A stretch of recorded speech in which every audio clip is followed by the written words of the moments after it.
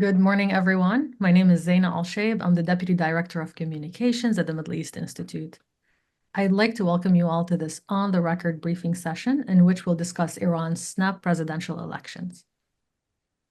On June 28th, Iranians went to the polls to elect their next president following the death of Ebrahim Raisi. Two candidates, a hardliner and a reformist, advanced to a runoff, which will take place on July 5th. What will the runoff election mean for Iran and for the region? To help us analyze it all, I am delighted to welcome Dr. Sanam Vakil, the author of Action and Reaction, Women and Politics in Iran, and the director of the Middle East and North Africa program at Chatham House.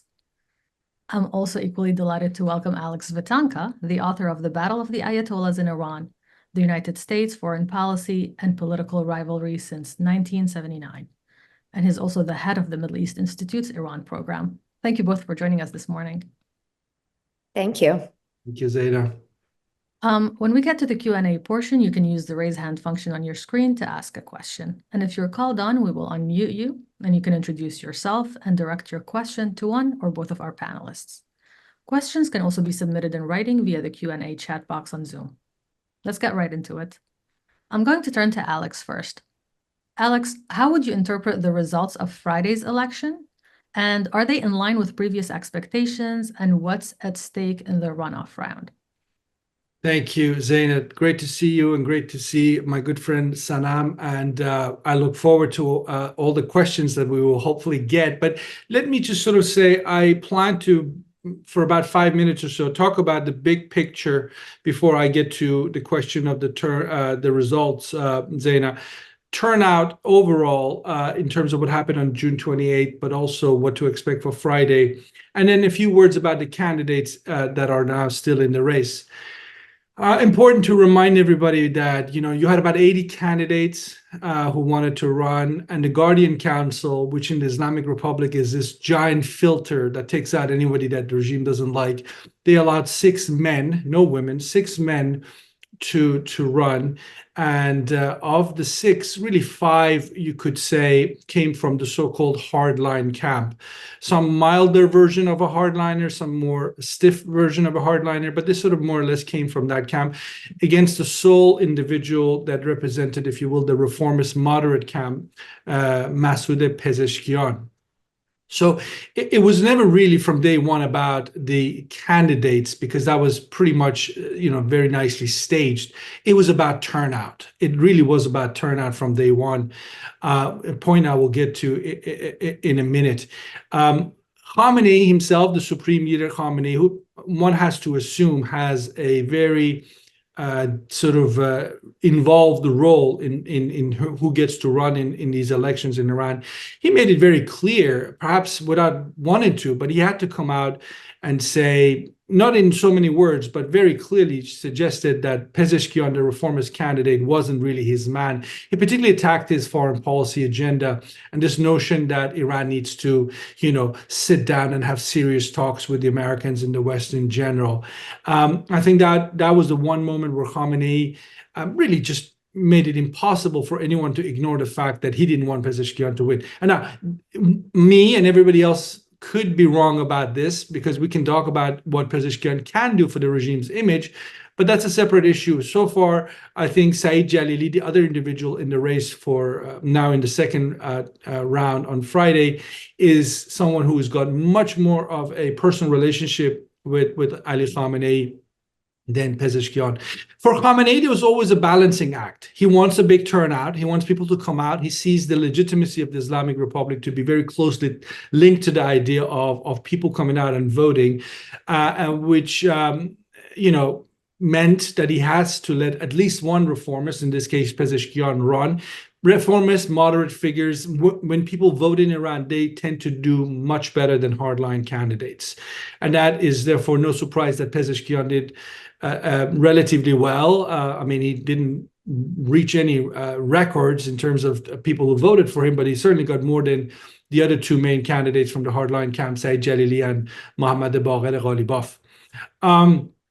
A couple of points about the reform moderate camp. I think it was interesting that they sort of came out sort of late in the day But they sort of more or less came out for Pezeshkian. Folks like Javad Zarif, we've all seen him being busy in the last few weeks campaigning position for Pezeshkian. Even Hassan Rouhani, the former president, came out, and even Mohammad Khatami, who in the past has boycotted elections, came out. So suddenly there was a last-minute sort of push by the reform moderate camp to come out in support for Pezeshkian. In return, the hardline camp, I would argue, is as divided as ever that I've seen them. I mean, they are, if you're looking for splits, that's the camp to look at. The hardliners couldn't agree on one single candidate, and we know Ghalibaf stayed into the last minute and got about 3 million or so votes. I think the campaign overall was a national humiliation. When I look at these debates, it was much more about the price of milk and bread and meat than any sort of serious policy discussions of substance in terms of where the country is. I mean, when you look at the debates in the rest of the Middle East, countries like UAE, Saudi Arabia, and so on, talking long-term, economic plans for their countries post-oil, what are we going to do, how we're going to survive in this changing world. None of that was being discussed in these the last few weeks among these presidential candidates. It was basic everyday issues that they know Iranian people are dealing with. For example, one thing that really didn't come up in a serious way, should have come up, was the plague of systematic corruption in Iran. Nobody dared touch upon that issue. So no big policies of substance were tackled seriously. The nuclear issue, Iran's regional agenda, might have been touched upon on the margins, but nobody tackled it head on. And if you want to do that, you need to talk about the role that Supreme Leader Ali Khamenei and the Revolutionary Guards play. But those were off subjects that were not, really tackled, as I said. So some token signals sent to the public in terms of whether the next president is going to enforce the hijab or not, the mandatory veil. But again, nobody seriously questioned the simple truth that the hijab mandatory veil is mandated from the top of the power pyramid, and that's Ali Khamenei, and nothing that the president really has much say over. Two more things, Zaina, and in terms of importance, I thought the fact that nobody questioned Khamenei and the Revolutionary Guards, to me, was impossible to hide and sort of ignore. The most revealing part of the last few weeks in terms of these so-called presidential debates is that many of the cases that were discussed, for example, why Iran doesn't join the Financial Action Task Force, the FATF, and so forth, they revealed that so much of the Iranian policymaking isn't about, whether policy is good for the country as a whole, but are issues that are sort of fall victim to factional fights that happen in Iran. So one faction we discovered in this last few weeks didn't want to join FATF just because Hassan Rouhani was the president and want somebody else to be president when they throw their support for FATF, which, by the way, would enable Iran to join the international banking system, costing Iranian businesses billions of dollars each year because they don't have access to banks. It was pretty revealing to see, my God, petty politics really shaping where Iran is at in terms of its relations with the rest of the world. Two other points I wanted to turn to: turnout and then the candidates. Turnout, this was a super short time for a campaign, so there was no time to prepare. And most people in Iran really consider this a referendum against the regime. And 39.9% voted in that first round, lowest on record. The decline in participation, voting participation, the trend is impossible again to ignore. It wasn't due to unawareness, because there wasn't time for people to be aware that there was a presidential election. Our partner at MEI, the Middle East Institute, Stasis Consulting, they actually ran a survey, and 51% of voters in Iran were aware that there were presidential elections happening on June 28th. They didn't vote because they didn't want to vote, because there was a boycott, essentially, of the elections. And will there be a higher turnout on Friday? That's the big fight happening right now, today, tomorrow, and on Thursday before the vote on Friday. The likes of Zarif, the supporters of Pezeshkian, are out saying, Pezeshkian might not be able to change everything overnight, but they're saying he'll be much better than Saeed Jalili. That's their selling pitch. And in terms of the candidates, and these be my last words. Pezeshkian was once a hardliner. Today is a reformist. Not unusual for people being part of this system for the last 45 years. Many of them have over the years mellowed. But he's still essentially in many ways unknown, even though he's been a member of Majlis and held other positions over the years. People would vote for him. In many ways, he's a very accessible candidate. I mean, if you looked at his debate performance last night, and there'll be another one in a few hours, he speaks a very common language. He's not an academic, unlike Saeed Jalili, his remaining challenger now, who sounds very bookish, who doesn't speak in simple terms, and therefore difficult for a lot of folks to perhaps understand. And yet Saeed Jalili is going for the poor, for the rural and poor classes, with a simple message of, we'll make life better for you. We don't need the world. Iran can stand in its own 2 feet, and there's no need to negotiate with your rivals like the United States, which is the opposite of what Pezeshkian's message is, which is the future is one of interaction and dealing with the rest of the world and compromises. The sort of message that I suspect is why Khamenei, as I said earlier, really early on came out and hinted that he wasn't perhaps sufficiently revolutionary enough in Khamenei's mind. We will see on Friday who gets, but it's all going to be about turnout. And as I said, for most Iranians, it's very clear. This is a referendum about voting against Khamenei and the Revolutionary Guards, and not believing that elections in Iran really are able to bring about the sort of change that people in the country want. But let me stop there, Zaina, and listen to Sanam, and we can take it forward from there. Thank you, Alex. Sanam, to stay on the topic of turnout, as Alex just mentioned, its turnout on Friday was the lowest in the Islamic Republic's history at 39.9%, despite Khamenei's calls for maximum turnout. What does that tell you? He did say 20 years ago, he criticized nations that have elections, and he said it's disgraceful for a nation to have a 35 or 40% voter turnout.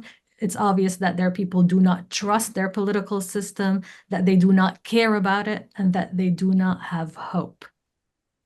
Thank you, Zaina. Great to be with you, and always a pleasure to listen to Alex, who's really covered most of it. But just to add a few points on turnout, Alex described it as a referendum. We can look at it at the turnout of 39%, and we don't actually even have the full accurate reporting of how many spoiled or blank ballots could have been counted, and that might bring the numbers even further down, and it's unclear if they will release how many of those ballots were spoiled or blank. So that's important to keep in mind. I think a few points from my view. First of all, to connect your question to Khamenei's sort of statements, this tells me what we've always known. Obviously, the Islamic Republic is in fact, this confirms what we've known, facing a legitimacy crisis. It's not new. We know this because for a number of elections now, voter turnout has been declining, and public anger and apathy has been increasing through protests that we've seen not just in 2022-23, but going back for well over a decade now. So the correlation is certainly there, and I think that's important. Secondly, I would just say that Iran is clearly a status quo power. This idea that the Islamic Republic is unique, and the model of the Vela Ittifaqi that was put out there as a hybrid system that brings religious legitimacy in a unique way, is clearly no longer unique because Iran is showing similar levels of dysfunction and disengagement from its populace as Western democracies. And I think that we'll see if Western democracies in this year of election decide to take on the sort of issues that are at the forefront of the public's minds. But in Iran, I think the biggest problem is that the leadership continues to remain resistant to change and sees that change from within as the most dangerous form of change.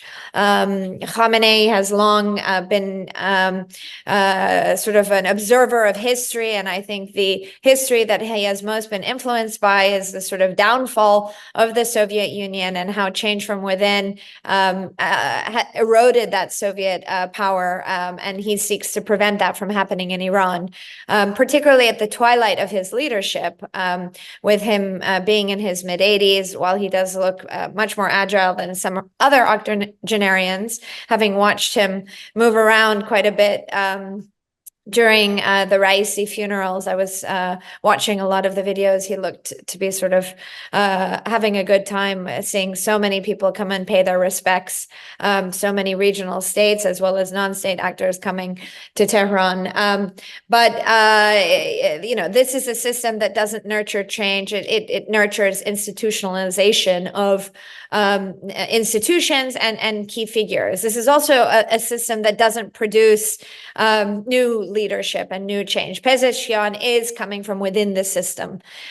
He is a reformer, certainly, and I have no doubt that he views reform and subtle domestic and social changes as important but it's important to remember that Pezeshkian and Jalili and Ghalibaf and all these candidates have a certain common thread, and that's their fealty, loyalty to the Islamic Republic, the supreme leader, and of course their place in this system. So none of these candidates are going to disrupt or transform or alter the current trajectory that the Islamic Republic is on. And I think that that's important to digest. With regards to Pezeshkian himself, he is clearly an alternative on the other end of the spectrum from Saeed Jalili. But I think he's being quite careful in trying to overpromise social and economic change, because he knows very well also that the president on its own doesn't have independent domestic, economic, and foreign policy making authority. This is a system that is institutional, that is consensus-based, and he can, disagree with the current status quo. He can oppose Raisi's policies, but he can't promise to deliver something new. And that, in effect, might not be enough to get the disaffected 60% that stayed home or protested to vote in his favor. What his campaign is trying to do, though, is fearmonger a little, if you will, that a Jalili presidency will be bad for day-to-day social life in Iran, will be bad for the economy in Iran. I mean, and as Alex said, this is not an election about intellectual or institutional change. This is an election about tone and bread and butter issues, because that's really all the Iranian president can deliver on his own. He can't alter the direction. He can alter some of the dynamics. And those dynamics can be important, particularly when we think about the West and we think about nuclear negotiations and relationships with the international community. But in general, I think that, it's a degrees of gray, and Iranians themselves understand that. Personally, I see a Saeed Jalili president as very dangerous for the Islamic Republic. It might be in line with the supreme leader's ideology and rhetoric and fit the narrative of cohesion. But if I was advising the Islamic Republic, particularly as there will be elections in other capitals and perhaps different approaches will come underway, what Iran does very well, regardless of who's president, is try to be a divisive player in the international community. A president and a foreign ministry that is more diplomatic and divisive. Perhaps if Trump or more hardline candidates come to power in Europe, would benefit Iran a bit more than a solely confrontational character that could yield unpredictable outcomes. But I'll stop there. There's a lot more to talk about. And yeah, thank you.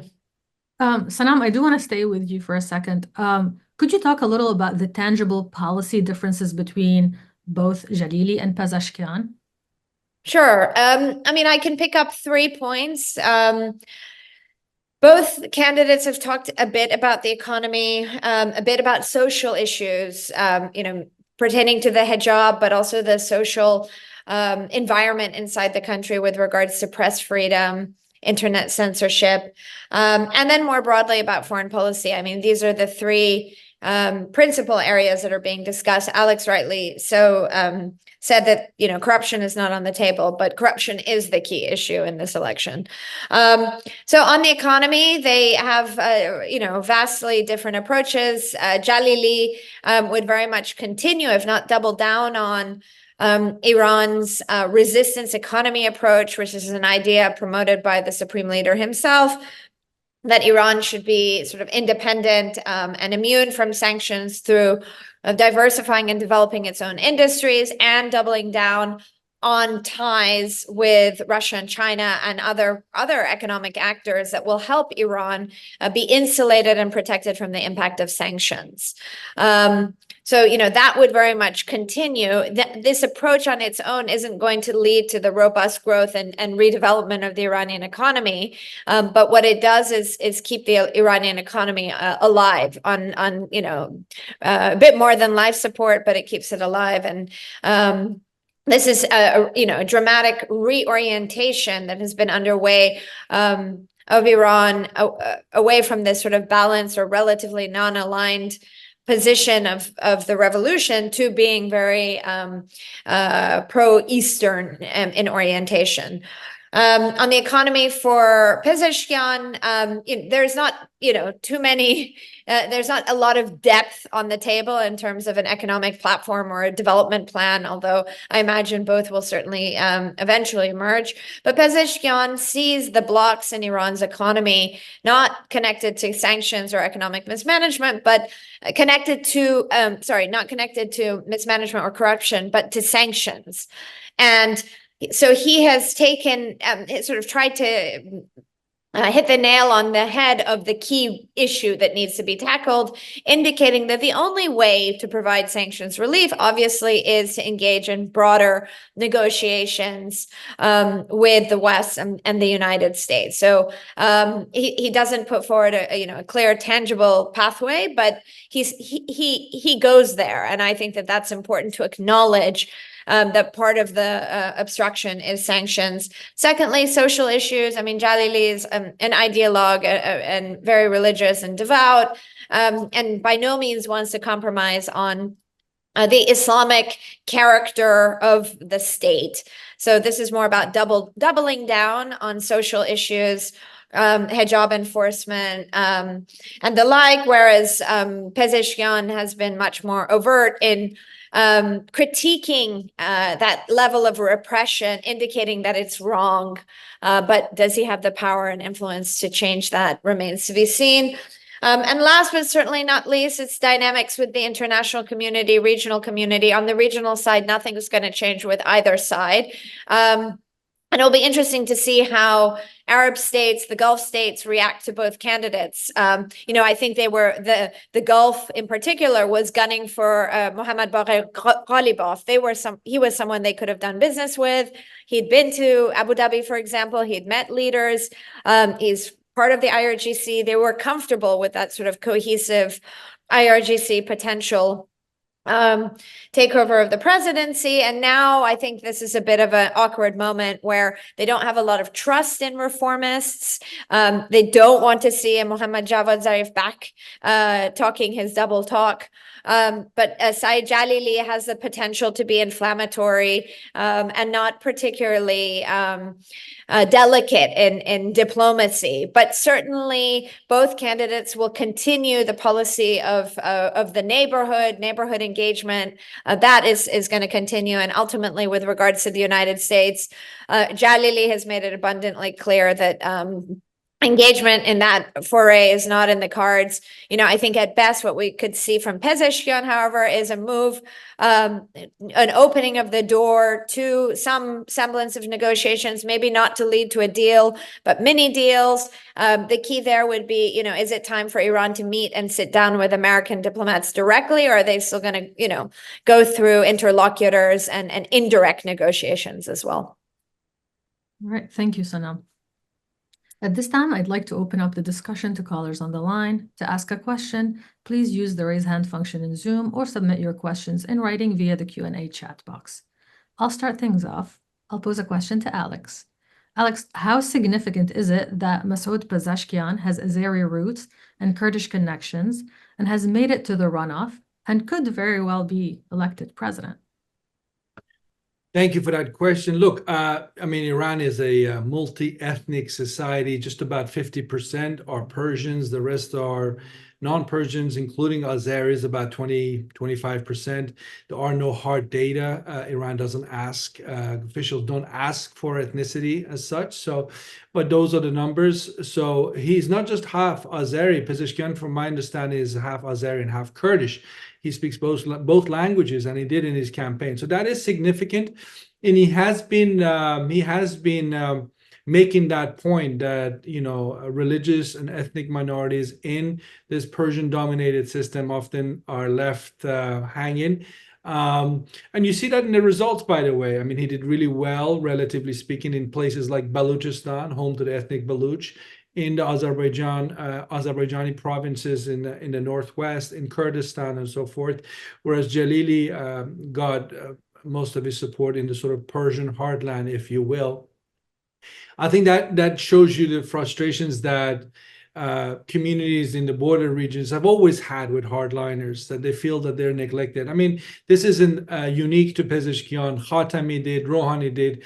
Anybody who comes from the reform moderate camp does better with the minorities, both religious and ethnic. In the case of Pezeshkian, he has that double claim of having Kurdish and Azeri roots. But I do want to caution against reading too much into ethnic politics in Iran. This is an imperial state. Iranians of different tribes and backgrounds have lived together on and off for over 5,000 years. So this is not an artificial state that was created after First World War and people are looking to break free from motherland Iran. There is Iran and home to many different ethnic groups. Like the likes of Saeed Jalili might be a bit so hawkish in terms of their Shia Islamist views that they are feared by the likes of this about 10% of Iran's population that are Sunni. I don't know who intervened there, but I hope that was in support of what I just said. But no, I also want to remind everybody that Ali Khamenei, the supreme leader, is half Azeri. So are many other senior leaders, both clerical and in the ranks of the IRGC. So we would be wrong in assuming this is, the Persians against everybody else. This is not what this election is about. It's just a case that the reformist moderates have been historically, in the context of the Islamic Republic, preferred over candidates that come from the conservative, so-called hardline faction. And Zaina, just one thing I wanted to say, because I thought that was quite interesting from the debates, and then I'll leave it at that. If you listen to the debate of last night between Jalili and Pezeshkian, and the debate that, as I said, will happen in a few hours' time, you would almost assume that there was no 3 years of an Ebrahim Raisi presidency. And obviously, that's what Iranians are also measuring these candidates against. So Jalili wants to claim or pretend that the last 3 years of the Raisi policies never happened. But average Iranians are looking at Jalili and saying to themselves, the best you can do is to continue the policies of Ebrahim Raisi, because that was the candidate you supported. You pulled out of the last presidential elections in support of Jalili, and you supported him. Many of your supporters were in the Raisi government. So if Saeed Jalili becomes president, at least in the minds of the average Iranian voter, nothing will change. He will just continue with Raisi left off. And that is something he can pretend that isn't a problem, but it is going to be a problem for him on Friday. All right. Sanam, in 2018, then President Donald Trump ditched the JCPOA and called it a one-sided deal. He also reimposed sanctions on Iran, prompting it to progressively violate its nuclear limit of the deal. What might a potential Pezeshkian presidency mean for the prospects of a JCPOA revival?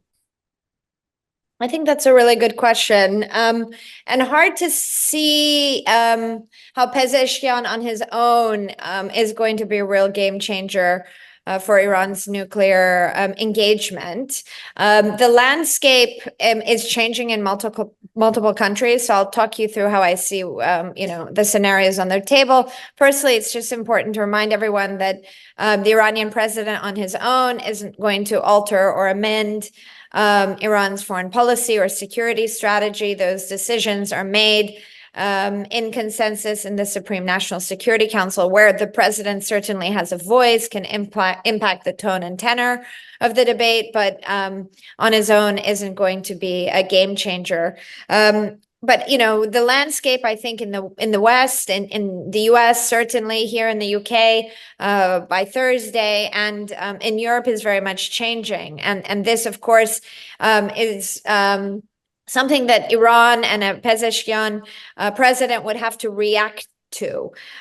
Europe is very much hardening towards Iran and hardening in a much more multilateral way.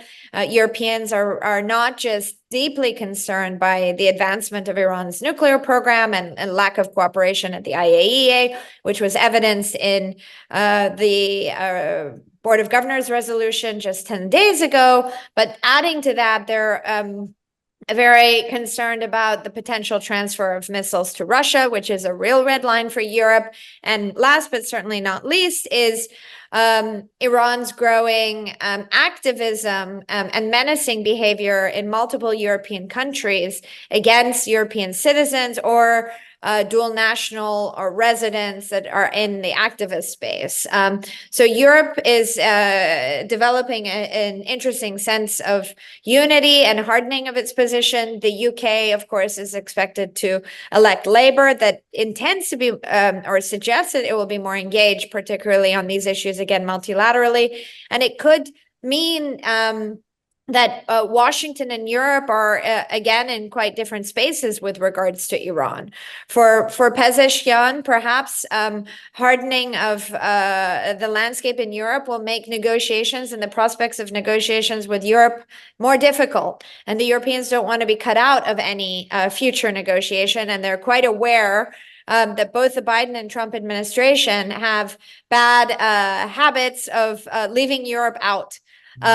So this is going to pose some challenges, perhaps, in Western capitals, but it could be an opportunity if Pezeshkian can figure out how to manage it. My biggest concern is that this is a individual that hasn't really been tested with a huge amount of executive experience. He's certainly worked in parliament for a number of years and running two ministries, but the presidency is a whole nother kettle of fish, and he'll have to surround himself with really tested and tried advisors. Who's in the foreign ministry will be very important, and he's got to have those strong relationships across the Iranian system. That includes with Ali Shamkhani, who is back sort of managing the nuclear portfolio. For Pezeshkian to be effective, he has to build consensus across the Iranian system in how to approach the West. And then he has to have key interlocutors that will be seen to be trusted. Right now, it's very hard to see him as that, bold and engaging man. But I guess it's also that we just don't know enough about him, and we don't know what he's capable of. Alex, anything to add? Well, I agree with everything Sanam said. Let me just sort of remind everybody that the president doesn't set the strategic course on any issue, domestic or foreign. There is one area the presidency in the Islamic Republic has an ability to really make a difference, and that's in the realm of economic policy making, having access to the national budget and so on. And in the last few weeks, we have seen Pezeshkian touch upon that issue again and again and saying, the idea of economic independence in year 2024 is a pipe dream. That if you want to make every people's lives better, you better connect up to the rest of the world. I think in last night's debate, Pezeshkian used a figure. He said Iran sits on the second largest oil reserves in the world after Saudi Arabia, conventional oil. And extraction rate of that oil is 18% in Iran, 18%, 1/8. In the rest of the world, I think he said 45%. And he said because we don't have access to technology and finances, we get 18% of our oil up from the ground. The rest is left redundant, and future generations of Iranians are deprived. So he was trying to make the case that all these ideological nice slogans of the likes of Saeed Jalili about independence are actually costing Iranians in their everyday lives dearly. So again, he said that it's very true, but what he didn't do, and that it shows you the limitations of the system, is to go all the way out and say, why is it that the likes of Saeed Jalili and these ideologues are allowed to spew the kind of nonsense that they have been spewing in terms of economic independence and Iran doesn't need the world? Because they have cover, and that cover is called Ali Khamenei and the office of the Supreme Leader. Now, self-censorship is a beautiful thing and is an essential thing in Islamic Republic. So Pezeshkian never said in so many words, Khamenei is the ultimate responsible actor, but everyone knows that. In fact, in last night's debate, Pezeshkian at one point sort of said, well, the leader will do as he wishes. And that is very true. The leader will do as he wishes, and the leader has never focused on economic development. And that's, so in a sense, what I'm saying is the one area where the president has a say, economic development, in the case of Iran, is very closely linked to Iran's foreign policy agenda, which the president doesn't set. The Supreme Leader essentially sets that. On the issues of what to do with the United States, on what to do with Israel, another issue, a country Iran almost went to war with just a few weeks ago, Israel didn't come up. Nobody dares touch the issue of Israel. Everyone knows that's the elephant in the room. Why this enmity towards Israel? Why pay all these billions of dollars literally every month in direct and indirect costs? For what end? Nobody dared touch that. And that shows you the limitation of the presidency in the Islamic Republic. I also want to say, if Khamenei decides to change course, he can do so, whether it's Jalili or Pezeshkian. Again, reminding everybody, the last time Iran, the Islamic Republic, had a successful attempt in a nuclear deal with the West, officially began with the coming of Hassan Rouhani in 2013, which led to the first intranuclear deal, and then the final one in July of 2015, the JCPOA. But the reality is those talks began in 2010-11 in Oman, when a fellow by the name of Mahmoud Ahmadinejad was the president, and he didn't know that Khamenei had sent some envoys to Oman to start those talks with the Americans quietly, because the economy of Iran at the time was on the brink. So Khamenei can do that. He can go in different directions. It's up to him. And that's an important point to remember. Don't read too much into what Jalili and Pezeshkian will do on strategic issues. While Khamenei is alive, he's the one calling the shots. Just staying with you for one more question. Let's talk a little about the candidates' respective support bases. Who is likely to vote for the two candidates and why? Can they mobilize supporters? Yeah, look, very quickly, I'd love to hear what Sanam has to say on this. Again, this is not scientific data. This is just somebody who's covered Iran daily for 25 years and happens to come from that country in terms of my birth and knowing the cultural setup. Of the 40%, you have to assume about 15-20% are what you will classify supporters of the Islamic Republic. Some of them for ideological reasons. I would say most of them that are ideologically are probably in a declining share of the voter turnout. It's really hard in 2024 to find many in Iran who believe in the slogans of the Iranian Revolution of 1979 anymore, because they've had half a century of not meeting the expectations of the public. But there's a good part of the Iranian public that depends on the state for their livelihood. They get their paycheck every month from being, an employee of a ministry or a school or something. And those people are obviously very concerned about what happens to their everyday life. And for that reason, they had no choice but to come out and vote. A lot of people will be seen not to have voted, and that doesn't look good on their resume, if you will. So they came out and vote. That doesn't necessarily mean voting is a vote of support for the Islamic Republic. And I think that's important. And clearly the 60% that didn't come out and vote, they wanted to make the point that, you know what, we tried repeatedly to vote for change, and repeatedly Khamenei and the Revolutionary Guards ignored us. Repeatedly, the so-called, the core powers have ignored us. Therefore, we're not coming out to vote. So I would say, and by the way, last point on this idea that the rural areas are for the hardliners, the poor are for the hardliners, and the elite and the well-to-do are for the reformists, that dichotomy doesn't, that's not true anymore. And it might have been true at some point, it was a couple of decades ago, but then anymore. Today, anger in Iranian society cuts across the spectrum because everybody's been impacted by the economy, the foreign policy, and a long list of other areas of concern for your average Iranian voter. Can I just say something here?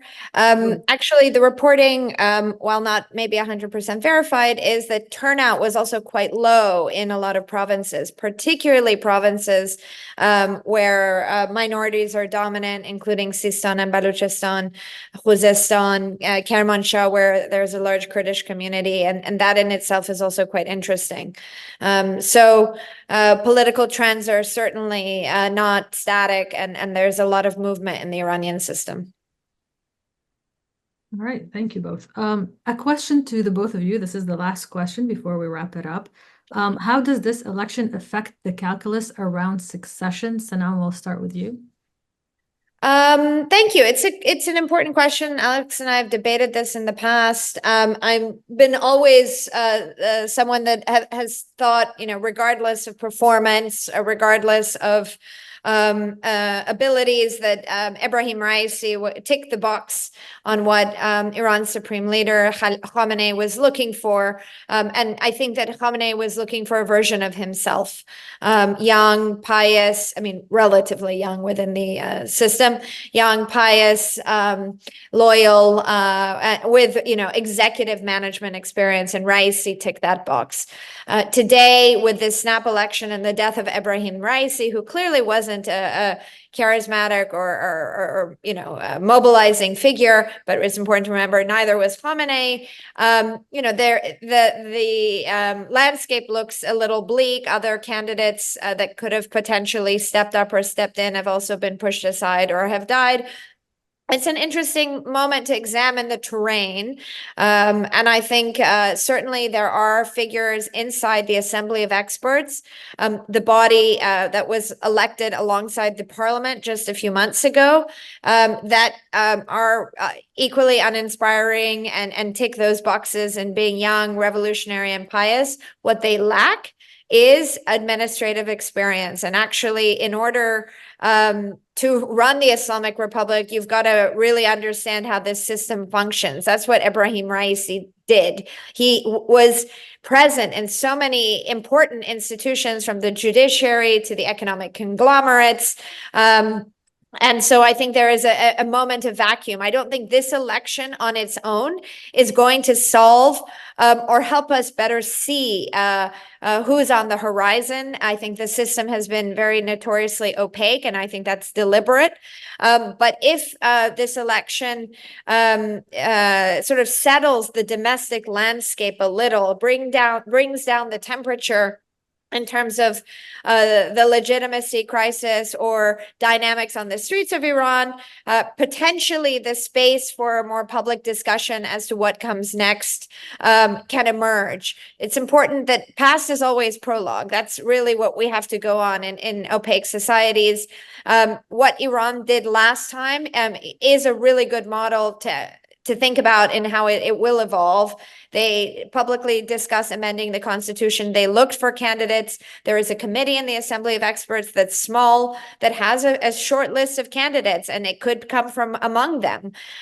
So looking at that committee, looking at individuals who are not particularly corrupt, I think is a good way to go. And also watching the discourse within institutions about constitutional shifts that could be underway to go in tandem with succession. But I think, all of this to say, I think it's too early to tell what's going to come next. All right, Alex? Well, Zaina, I think Sanam did a wonderful job sort of covering the ground. There isn't much for me to add, just to reminding everyone again that the Islamic Republic has been around for 45 years. This been a system that's had two supreme leaders, Ayatollah Khomeini from 79 to 89, and then Khamenei since 89. In other words, there is very little precedent to go by, and anything can happen. And if you think there are hard rules that they will stick to it, that the Assembly of Experts will come out and vote in a certain way, and that will be how things will work out, anything is possible. It's about power on the day. It's about who's got the most power, who's competing with who at the time for maximum access to power and influence. What we do know is that Saeed Jalili and Masoud Pezeshkian are not going to be the next supreme leaders of Iran, the way we for a long time thought maybe Ebrahim Raisi would be. And the other reality is Ali Khamenei has gotten everybody to second guess his decisions. He has deliberately for 35 years refused to have a deputy, refused to hint who he might want, simply because, as a reflection on the personality of man, he wants to have the full attention of everybody. He is the supreme leader. No need to look around to see who else might fill that spot when he's gone, which is kind of, in a way, good if you're an analyst, because then you can spend a lot of time trying to speculate who might be the next supreme leader, but not necessarily good thing in terms of the smooth succession to the next supreme leader. Because the day he's gone, you might just end up with political instability and chaos that the regime might not be able to control. That is exactly what they were able to control back in 1989 when they made the 49-year-old Khamenei the successor to Khomeini. But Khamenei has acted in a very different way. There are no elders. There is no Rafsanjani and other elders left from the 1979 revolution generation that can help sort of steer the process forward, which means you're going to be left with the second and third generation revolutionaries, many of whom are now divided between the likes of Pezeshkian and Jalili, and they have so much to fight for, and it becomes this sort of cutthroat politics we haven't seen, and that in itself is a very risky process. So I don't know what Khamenei's ultimate goals are, but I think the succession process will throw surprises up, perhaps in ways that Khamenei has not been able to so far envisage. Can I just add one more thing, which connected to the election as well? I would say one thing that is particularly interesting about Iranian politics that perhaps is less interesting is that in most of these moments, including this presidential election and last Friday as well, we just don't know what the outcome is going to be, which is quite unique in an authoritarian state. Not saying this is special or positive in any way, but there is a level of unpredictability that is baked in to Iranian politics, and kind of keeps us on our toes, because you just never know what's going to happen. And so black swans can rain down at any moment. All right. We're unfortunately going to have to wrap things up now. That was a really rich discussion. Thank you both, Dr. Sanam Vakil and Alex Vatanka, for participating in this week's session on Iran's snap presidential election. We really appreciate your insight and your willingness to share your morning with us. If you find these calls valuable and want to learn more about other resources MEI can provide, do not hesitate to reach out to us. We would be more than happy to connect. I wish you all the best and hope you have a great rest of your day. Thank you. Thank you, Sarah. Thank you.